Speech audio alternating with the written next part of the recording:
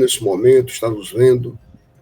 Hoje nós estamos trazendo aqui a doutora Vera Luísa Costa e Silva para falar um pouco sobre a evolução. Boa noite, doutora Vera. Boa noite. Está me ouvindo bem? Estou ouvindo bem, abraço forte, viu? Prazer imenso tê-la aqui, Vera. Doutora Vera Luísa, minha gente, é sanitarista, ela que é pesquisadora da Fiocruz, secretária executiva aqui no Brasil da CONIC, ela vai explicar bem direitinho o que é isso para a gente aqui, né? Coisa muito importante. E a doutora Vera Luísa vai falar hoje sobre a evolução do combate ao tabagismo no Brasil e no mundo, né, Vera? Até porque Vera é uma pessoa de referência não só no Brasil, mas mundial, dentro do combate ao tabagismo. Pessoa de extrema competência, que em 1987 eu coordenava alguns programas aqui na Secretaria de Saúde do Estado da Paraíba e recebo do secretário uma mensagem da doutora Vera Luísa solicitando que a gente implantasse aqui o programa de combate ao tabagismo. E a gente tocou esse projeto, né? E a gente se encontrou muitas vezes, né, Vera? E aqui a gente vai falar um pouquinho sobre exatamente isso. Em 1986, exatamente quando iniciou o programa aqui no Brasil, não é isso, Vera? 86? É isso? Basicamente, na verdade, ele se iniciou no governo federal, no início da década de 80, com a criação do Grupo Assessor para o Controle do Tabagismo no Brasil, onde os pioneiros do controle do tabagismo no Brasil, que foram o Dr. Mário Rigato, o Dr. José Rosenberg, o Dr. Antônio Pedro Mirra, enfim, eles fizeram todo o movimento através da Associação Médica Brasileira e de sociedades médicas estaduais e levaram isso para o Ministério da Saúde. E o Ministério da Saúde, então, resolveu criar um grupo assessor ao ministro, então, que era o Valdir Arcoverde, em 1980, para o controle do tabagismo no Brasil. E esse grupo começou a se reunir em Brasília e começou a dar sugestões de encaminhamentos, né? E naquela época a gente vivia um universo do tabagismo no Brasil, a publicidade, promoção, propaganda de cigarros era imensa, era normalizado completamente o consumo de cigarros, existia todo um patrocínio de eventos culturais, esportivos pela indústria do tabaco, e as pessoas fumavam em qualquer lugar, dentro dos aviões, nos espaços fechados, em qualquer canto. E se conhecia muito pouco sobre os malefícios do cigarro, apesar de que, no Brasil, já naquela época, a gente verificava um aumento da mortalidade por câncer, por doenças cardiovasculares, por acidentes vasculares cerebrais, por doenças pulmonares, obstrutivas crônicas. E eu era uma pneumologista que comecei a trabalhar no INCA na década de 80 e trabalhava na seção de tórax. E a gente começou enfim, naquela época existia uma campanha nacional de combate ao câncer, e o diretor dessa campanha, que era o Janiberto Paiva Campos, um cardiologista, ele se atentou ao fato e achou que devia trabalhar nessa área. Então, começou todo um processo de envolvimento do Instituto Nacional do Câncer, que existe até hoje, né? O Instituto Nacional do Câncer é uma instituição pioneira nessa área e continua sendo extremamente relevante na coordenação desse processo no Brasil. A partir daí, em 1985, surgiu a primeira Lei Nacional de Controle do Tabagismo, que foi a criação do Dia Nacional de Combate ao Fumo, e eu estava em Brasília quando isso aconteceu, e meu filho tinha acabado de nascer. Eu fui para Brasília ainda... Governo Sarney, né, Vera? Governo Sarney. No governo Sarney. Eu fui para Brasília ainda puérpera, de uma criança recém-nascida, para começar a trabalhar no controle do tabagismo. E depois disso, esse processo evoluiu, surgiram as primeiras advertências, que eram só frases genéricas, dizendo que o fumar é prejudicial à saúde, e nós nos envolvemos, já no INCA, com as primeiras propostas de mensagens de advertências sanitárias que já falavam em câncer, em doença cardiovascular. E, assim, desde o dia 1, desde o momento 1, a gente teve oposição da indústria. Uma oposição forte, uma oposição feroz, porque para a indústria não interessa nada o controle do tabagismo, né? Ao contrário do que ela vem a público e diz.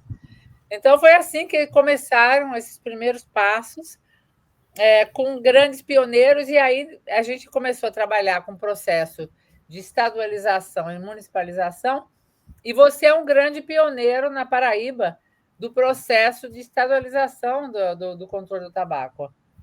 E aí começou, na verdade, se formar uma massa crítica, a população começou a entender qual era o problema, e os profissionais de saúde, os médicos e os outros profissionais de saúde têm um papel fundamental nisso, porque eles começaram a se envolver, você tem pessoas que começaram a se envolver nesse processo e conseguiram apoiar, né, não só através do seu trabalho direto nos estados e municípios, mas também através dos seus conhecidos, enfim, todo mundo no estado e no município conhece um vereador, um deputado estadual, um deputado federal, um senador, e aí se começou a fazer uma massa crítica para que a primeira grande lei, o Ato do Tabaco, que é vigente até hoje, que é a Lei 9294, de 1996, ela passasse a lidar com pontos fundamentais, como as advertências sanitárias, a proibição da publicidade, promoção e patrocínio, a proibição de fumar em ambientes fechados. E aí, depois disso, em 1999, o ministro Serra criou a Agência Nacional de Vigilância Sanitária e a gente conseguiu inserir a regulação do tabaco como uma das prerrogativas da Agência Nacional de Vigilância Sanitária, que foi um outro gol de placa no Brasil, porque com isso a indústria tem quem a regule, né? Esses produtos passaram a ser regulados no país e ser alvos de decisões, de resoluções da diretoria colegiada, que proibiram aditivos, que proibiram os dispositivos eletrônicos para fumar, que criaram um mecanismo para a indústria devolver para a Anvisa, mostrar para a Anvisa qual era o conteúdo dos seus cigarros, qual que eram como eram os maços, como eram as propagandas, enfim. Criaram-se as primeiras advertências sanitárias com imagens e isso foi extremamente relevante para popularizar o conceito de que fumar é péssimo, né? É péssimo no nível pessoal e no nível social.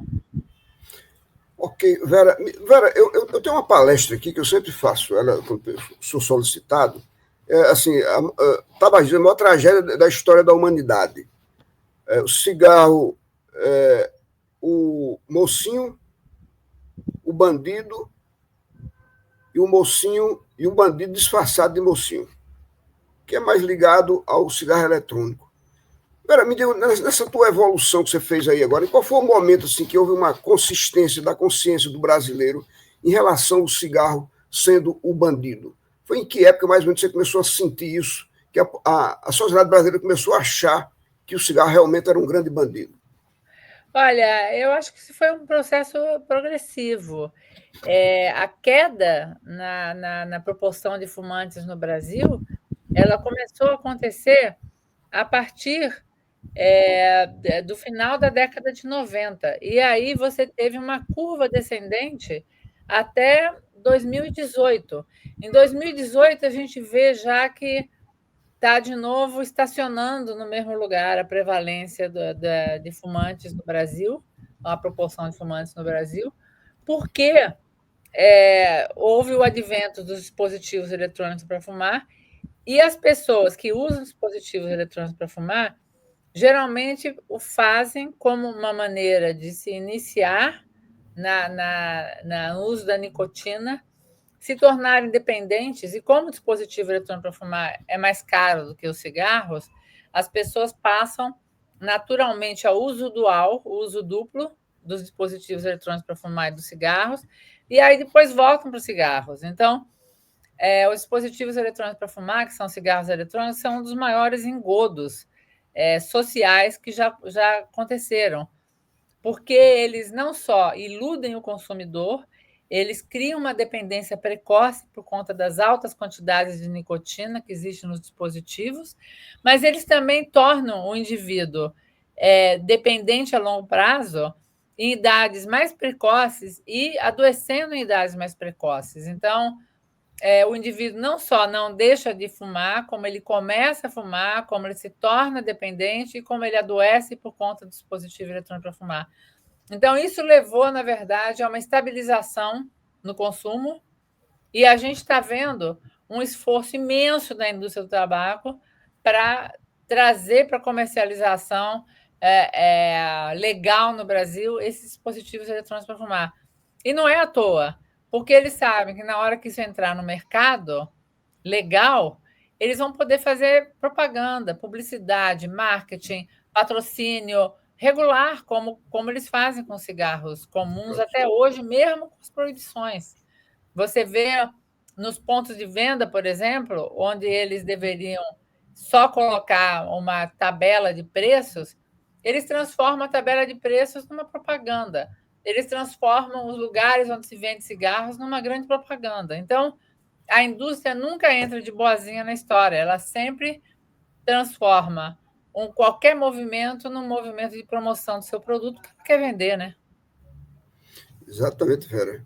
Ô, Vera, em 1964, aquele relatório do Departamento de Saúde dos Estados Unidos, assim, foi o pontapé inicial para se despertar no mundo inteiro, no mundo científico, principalmente médico, em relação às consequências nocivas do cigarro. Né? Me diga uma coisa, Vera, eu gosto de falar o seguinte, sabe, que quem produziu essa reversão, essa redução consistente do cigarro no Brasil foi o remodelamento da consciência da sociedade. Isso é a base.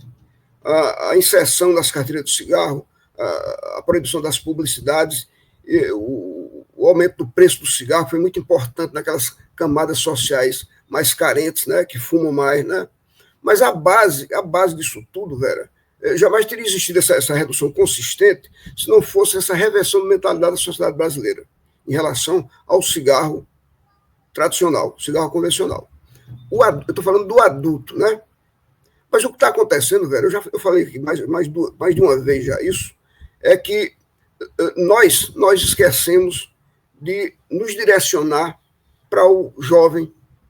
Nós falamos de câncer, nós falamos de infarto do miocárdio, falamos de AVC, falamos de impotência sexual, mas esquecemos de falar para o adolescente, Vera. Aí, de repente, nesse corredor, chega o cigarro eletrônico. E aí está esse desastre aí. 9,3% dos adultos fumando, um cigarro que é liberado em toda esquina, enquanto que o cigarro eletrônico, 16,3%, segundo pesquisa Vigitel, dos jovens estão experimentando cigarro eletrônico. Fala um pouquinho sobre isso, Vera. Como é que você enxerga isso? Me diga aí. Olha, eu acho que isso tem muito a ver com a promoção do produto, né? Eu acho que a indústria tem utilizado a mídia social, tem utilizado influencers nas redes para propagandear. Você vê nas redes as pessoas mostrando como é que se usa dispositivo eletrônico para fumar, tentando promover entre os agricultores de tabaco no sul do país que os dispositivos eletrônicos para fumar vão gerar emprego para eles, o que não é verdade, porque eles usam muito menos tabaco do que os cigarros convencionais. Isso tudo é a indústria que faz, né? A indústria tem um lobby poderoso junto às autoridades maiores do governo, o que, se não se opõe às políticas públicas e mobiliza, ao menos, as políticas públicas, porque as coisas não acontecem, muitas vezes, por conta da pressão da indústria nos gabinetes, né? Nos espaços em que ela tem acesso através de deputados, através de senadores, através de ex-diplomatas que passam a trabalhar para a indústria, diretores da Anvisa que passam a trabalhar para a indústria. Então, com isso, ela vai ganhando acesso com indivíduos e instituições que, de alguma maneira, imobilizam o processo de controle do tabagismo no Brasil. A indústria faz isso, mas, fora isso, também existe toda uma peça aí de ciência e tecnologia, né, envolvida. O fato de você pegar, transformar um produto feio, fedorento, numa unidade que tem alta tecnologia, numa estruturazinha que parece um pendrive e que tem sabores e tem gostos e tem, enfim, aditivos específicos para não trazer nem o cheiro ruim para o ambiente, nem o cheiro ruim para dentro do corpo do indivíduo, você chama a nova geração, né? Você chama a geração que está olhando para aquilo como um fator atrativo, né? Porque, quer dizer, assim, eu acho que o que eu estou querendo dizer para você é que você tem uma série de fatores envolvidos no apelo para os adolescentes dessas novas tecnologias da indústria. Fatores que dizem respeito à publicidade, ao marketing da indústria, fatores que dizem respeito ao comércio ilícito, que também gera um mercado e, ao mesmo tempo, tenta normalizar o uso, né? E ao uso de uma mídia social para normalizar o produto como sendo um produto bacana, que tem a ver com estar na moda e ser um adolescente incluído nas questões sociais. Então, a gente tem aí uma constelação de coisas que levam o adolescente a aumentar a experimentação, né? E assim, na hora que ele começa a experimentar, ele fica dependente muito rapidamente, porque os níveis de nicotina são colossais, né? Um dispositivo eletrônico para fumar, ele pode ter mais de 100 cigarros em termos de nicotina. 44 miligramas de nicotina, né? Exatamente. Então, você tem muita nicotina ali. E aí você tem a questão da dependência em si, né? Você tem estruturas no sistema nervoso central que são sensíveis e que geram a dependência. A dependência da nicotina não é diferente da dependência à cocaína, não é diferente da dependência à morfina. Ela é dependência de fato, ela gera um problema, né, de necessidade de uso da droga, de síndrome de abstinência, tem todas as características de qualquer dependência. Então, assim, essas coisas todas concatenadas, e aí você pega um adolescente que tem uma estrutura familiar mais frágil, que tem uma estrutura de personalidade mais frágil, ele, de alguma forma, ele passa a ser muito mais vulnerável a todos esses estímulos externos para experimentar e para começar a fazer uso desses produtos. E na hora que ele entra no dispositivo eletrônico para fumar, ele entra no cigarro, porque é mais ou menos automático. Começou a usar dispositivo eletrônico para fumar, você passa para o uso dual. Né? Na Inglaterra, por exemplo, onde o dispositivo eletrônico para fumar é permitido, você tem em torno de 20% dos adolescentes usando dispositivo eletrônico para fumar. E muitos deles fazem uso dual, usam dispositivo eletrônico para fumar e cigarro, porque eles estão indo atrás do quê? Da nicotina, que tem em qualquer dos dois produtos. Então, eu acho que, basicamente, é esse o contexto. Por isso que a gente tem que fazer, como a gente fez no cigarro, a gente tem que proibir publicidade, promoção e patrocínio, a gente tem que proibir utilização em locais fechados, a gente tem que proibir aditivos. Hoje em dia, isso é uma coisa absolutamente essencial, porque se a gente não proibir esses aditivos, a gente vai ter estímulo para que as pessoas comecem a usar a nicotina de todo jeito, né? E aumentar o preço dos produtos legais e não deixar entrar no Brasil os produtos ilegais.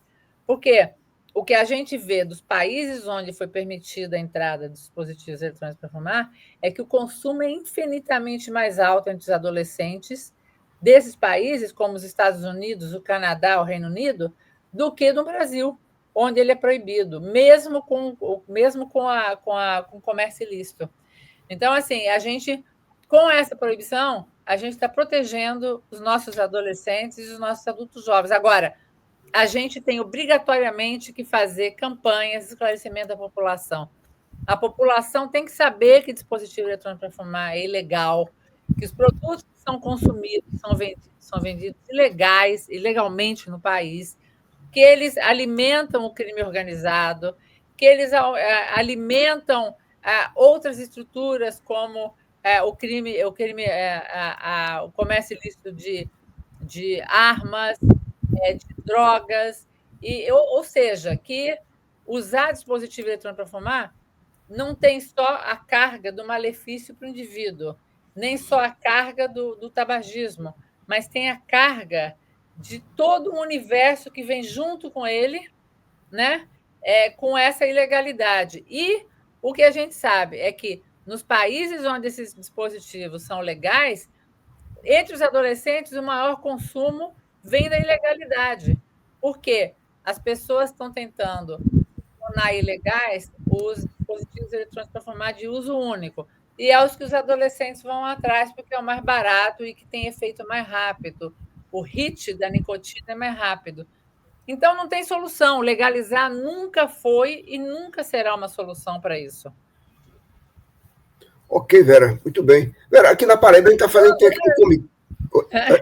Nós temos aqui um comitê de combate ao tabagismo e a gente está focado muito nessa história do adolescente, do jovem, da criança, né, aderindo ao cigarro eletrônico. E a gente trabalha com a ideia de que a gente precisa conscientizar os formadores de opinião dessa galera, os professores, os pais, né? A gente está com a proposta de trazer a Sociedade de Pediatria para trabalhar com a gente, entendeu? Para conversar diretamente com os pais, né? Isso eu acho que é por aí que a gente começa a tentar conscientizar o jovem, como a gente fez com o adulto, né? Mas, Vera, eu queria que você explicasse aqui para o pessoal, para a plateia, o que é o CONIC, o que é a CONIC, como é que ela está inserida dentro do contexto do combate ao tabagismo no Brasil e no mundo. Fala um pouquinho, explica para o pessoal bem direitinho como é essa tua participação na CONIC. Olha, o Brasil, quer dizer, o problema do tabagismo, deixa eu começar lá de trás. O problema do tabagismo, rapidamente os países descobriram que não adiantava eles se restringirem a leis nacionais, porque a indústria do tabaco ela é multinacional. E ela, na verdade, a estratégia que ela usa no Brasil para vender o produto, ela vai usar em todos os países do mundo, né? Então, o que se fez foi negociar um tratado internacional que se chama Convenção Quadro para o Controle do Tabaco. Esse tratado foi negociado sob os auspícios da OMS e ele serviu para colocar medidas que são legalmente vinculantes, quer dizer, têm que ser cumpridas pelos países para restringir a epidemia do tabaco, que a gente chama de epidemia. E, com isso, o Brasil ele criou, para a negociação desse tratado e depois para a implementação desse tratado, uma comissão nacional, né? Uma comissão nacional que congrega 16 instituições e ministérios. A gente tem desde o Ministério, né, da Fazenda, o da Saúde, o do Meio Ambiente, do Desenvolvimento Agrário, da Agricultura, a Advocacia Geral da União, a Casa Civil, o Ministério do Trabalho, Ministério da Justiça, Polícia Federal, enfim, Ministério da Defesa, Fiocruz, Instituto Nacional do Câncer, Anvisa, enfim. A gente tem uma série de instituições de governo que se encontram regularmente para definir quais são as grandes frentes no controle do tabagismo no Brasil. Então, como resultado disso, a gente conseguiu, por exemplo, que uma política de preços e impostos fosse instituída pelo Ministério da Fazenda, que resultou numa queda importante de consumo. A gente conseguiu que o Ministério do Desenvolvimento Agrário criasse um programa nacional de diversificação de áreas cultivadas com tabaco. O Ministério da Saúde fez um programa de controle do tabagismo que aborda na tripartite ao tratamento do fumante no Sistema Único de Saúde. Enfim, cada um desses grupos, a AGU está com uma ação civil pública contra as indústrias do tabaco para ressarcimento do Sistema Único de Saúde. Então, cada um desses atores tem um papel essencial no controle do tabagismo, né? E esse grupo se encontra com regularidade e a secretaria executiva desse grupo está no Instituto Nacional do Câncer. E eu estou atualmente secretária executiva dessa comissão. Essa comissão se encontra e ela trabalha não só delineando as políticas para dentro do Brasil, como ela também analisa as propostas de discussão para a Conferência das Partes, porque esse tratado, as partes desse tratado, que são 182 países e a União Europeia, se encontram de 2 em 2 anos para definir encaminhamentos, né? Então, o Brasil não só faz esse trabalho para dentro do Brasil, como também faz esse trabalho para fora do Brasil, de discutir e trabalhar em grandes marcos e decisões da Conferência das Partes. Isto é CONIC, e isso é extremamente importante, porque sem a CONIC você não tem a necessária multissetorialidade que é tão importante para você controlar o tabagismo. A gente sabe hoje em dia, por exemplo, que os filtros de cigarro são uma das maiores fontes de poluição ambiental. Nós estamos, por exemplo, tentando trazer para a negociação do Tratado Internacional do Plástico os filtros como elementos descartáveis que têm que ser abolidos, né? A gente sabe que esses dispositivos eletrônicos para fumar, eles são um lixo que nenhum país sabe o que fazer com eles, porque você tem não só plástico, como você tem baterias, né? Então, tudo isso é uma geração de lixo louco. Então, a gente precisa do Ministério do Meio Ambiente trabalhando com a gente. Como Ministério da Saúde, a gente é muito limitado. A gente tem que cuidar dos plantadores de tabaco, dar alternativas para eles, a gente tem que ver quais são os direitos que essas pessoas estão tendo através do Ministério do Trabalho, a gente tem que ver como a gente enfoca o comércio ilícito com a Polícia Federal, a Polícia Rodoviária Federal, a Receita Federal do Brasil, enfim, a gente tem uma série de medidas que dizem respeito a muitos atores, e não só ao setor saúde, apesar de que existe uma crença de que a questão do cigarro é vinculada à saúde. Apenas. Ok, Vera. Nós estamos aqui, um minutinho para encerrar o nosso programa. Foi ótimo conversar com você, Vera.